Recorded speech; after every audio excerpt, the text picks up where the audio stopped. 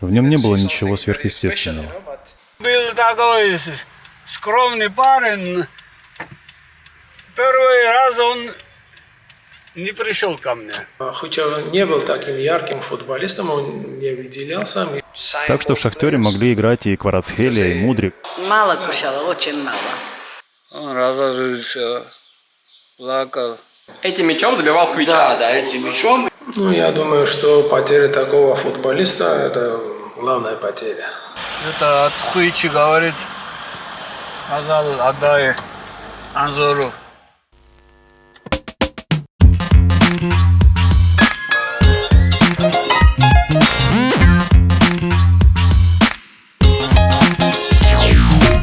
Всем привет! Мы в Тбилиси, городе, который подарил миру Хвичу Кварацхелию. И в этом выпуске мы покажем места, где он рос, и познакомимся с людьми, которые его воспитали. Академия Тбилисского Динамо находится в получасе езды от центра города. Именно здесь Хвича 5 лет прокачивал свои футбольные скиллы. Сейчас мы находимся на Академии Динамо Тбилиси. Академия существует 2011 года, но эта локация, уже с 2013 года мы открылись здесь. На открытии присутствовал звезды мирового футбола. Это была Криштиану Роналдо, Андрей Шевченко и, естественно, грузинский футболист Каха Каладзе. Расскажите о Хвиче, вспомните тот момент, когда он стал частью вашей академии. Это было в 2012 году. В то время мы тренировались на другой локации. Это был стадион Мараканы.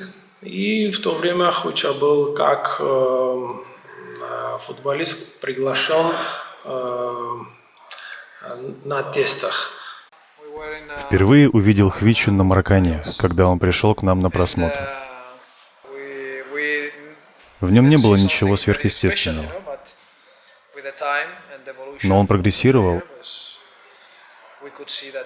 и со временем вышел на высокий уровень. Хвичу мы взяли рядом как раз находится эта школа, Аваза, футбольная школа. И я, как помню, первую игру я смотрел с Норчи Динамо, значит, это юношеская Динамо, есть такая команда, против них они играли. И там мне понравился Хвича, и потом я поговорил с отцом, и мы взяли этого футболиста в академию. Я правильно понимаю, то, что вот здесь было раньше другое поле, здесь вы заметили Хвичу и позвали к себе в Авазу? Да.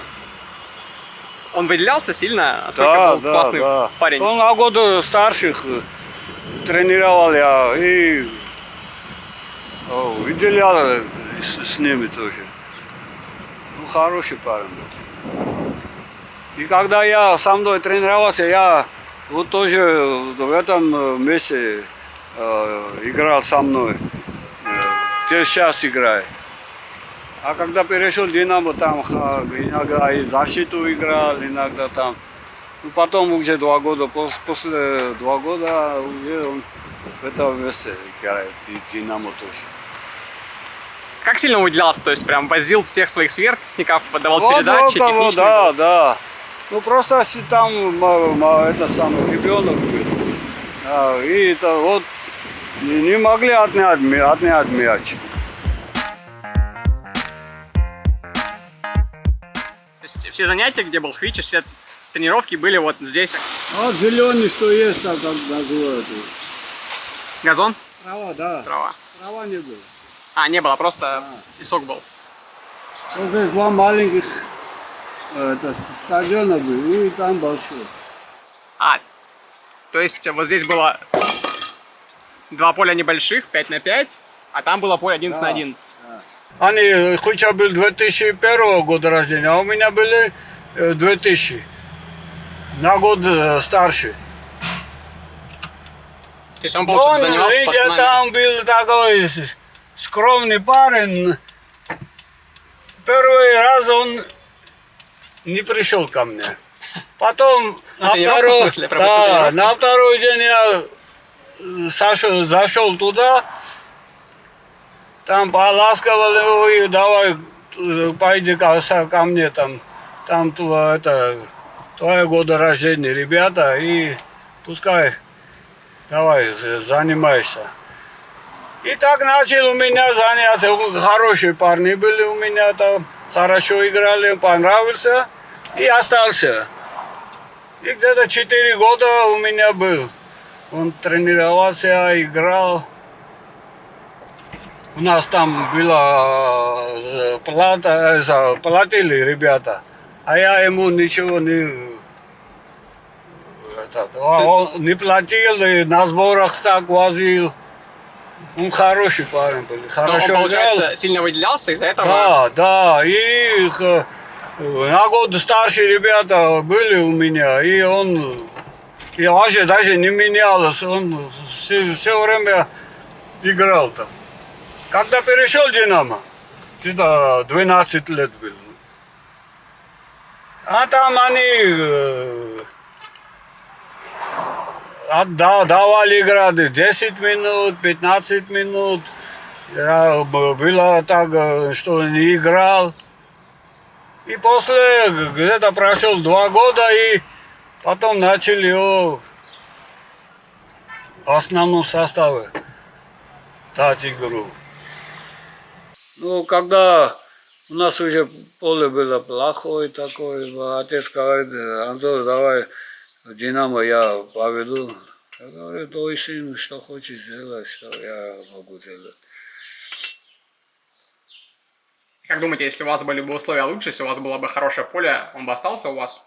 Конечно, То есть вопрос был в поле. Да. Только из-за поля решил отец его увезти в «Динамо», чтобы он рос в лучших условиях. Потому что у меня всегда, когда, вот говорю, 87-й, 93-й, кто у меня есть, был этот возраст, 2-3 человека все время вот сборную, вот 15-летние, 17-летние, всегда заходили в сборную 2-3 человека, парня. Хвичев не был таким ярким футболистом, он не выделялся, мы решили взять его в нашу команду. И в эту команду тогда тренировались Давиташвили, Моисрапишвили и многие футболисты 2001 года рождения. Но со временем Хвича стал,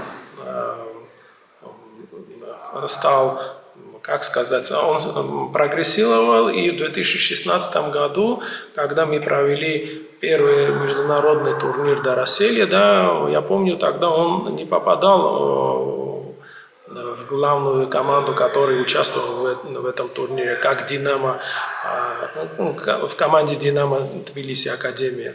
И в то время одна команда, к сожалению, не смогла приехать, и мы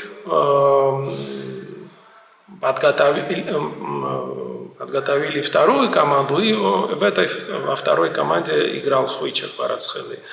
И на этом турнире уже было видно, что он прогрессирует, и после этого турнира уже он уже стал прибавлять, и после 1,5 года он попал в первую команду.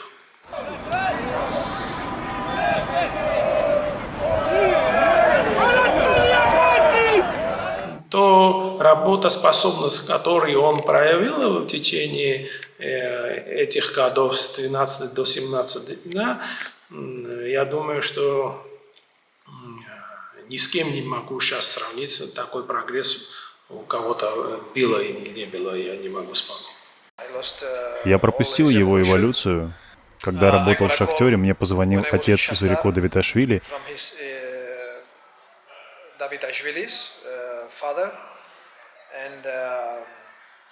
и предложил подписать Хвичу, потому что у него были какие-то сложности с клубом. О, реально? Шахтер мог подписать Хвичу?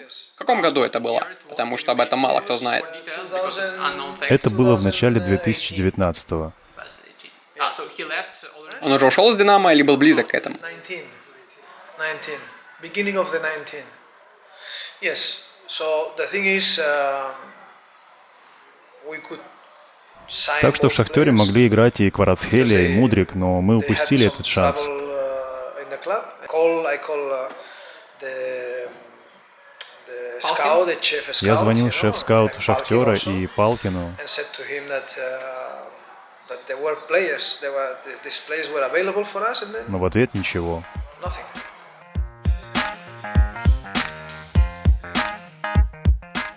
Мало кушала, очень мало.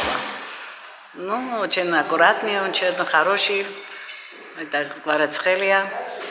Ну, нравится. Убирал за собой? Да, аккуратный, да, очень аккуратный мальчик, очень.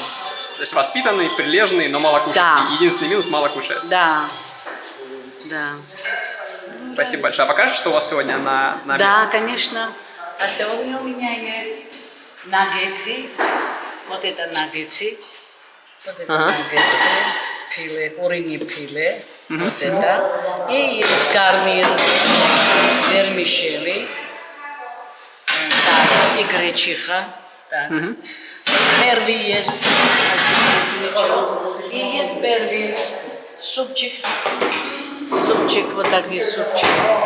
Вот такие супчики есть.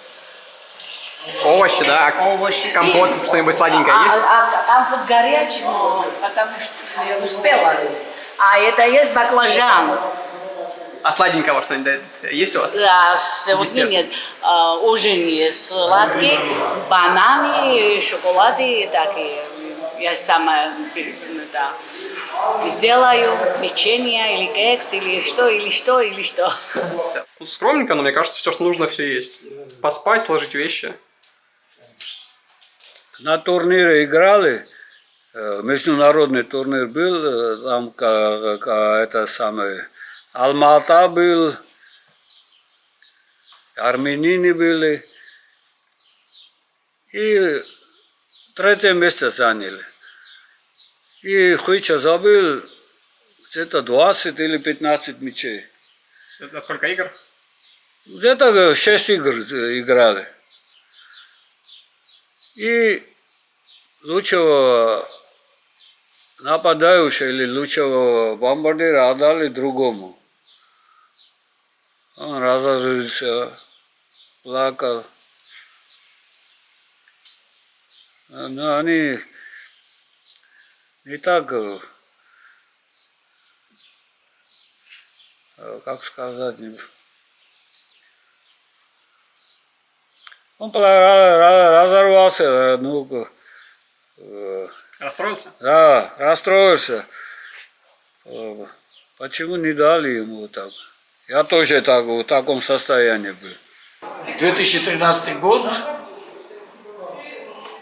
первый турнир, когда Динамо поехала туда, динамовская команда Академии, поехала, значит, в Турцию, это было, значит, кубок Лукойл, вот, и вот Хвича играл в этой команде, из этой команды сейчас играет 4 человека за сборную, значит, там мой Страпишвили, У-21, Квабишвили, Кварацхелия и Давиташвили.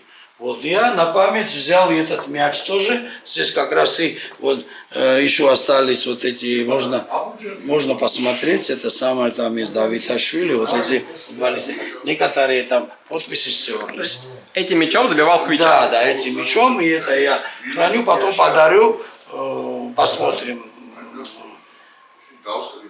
Пока думаю, кому подарить потом, потому что это память, это дорого как память. И я не знаю, наверное, никому не подарю, потому что пускай эти дети, наши дети, вот смотрят, и я, и другие мячи тоже. Вот. Да, это как антиквар, да. Какой-то год, сколько ему здесь лет? Ну, ему здесь, я думаю, не больше 12. Смотрите, раз это самое, я хочу вам показать, смотрите. Вот этот турнир, когда мы выигрывали, вот Хвича Кварацхелия, смотрите.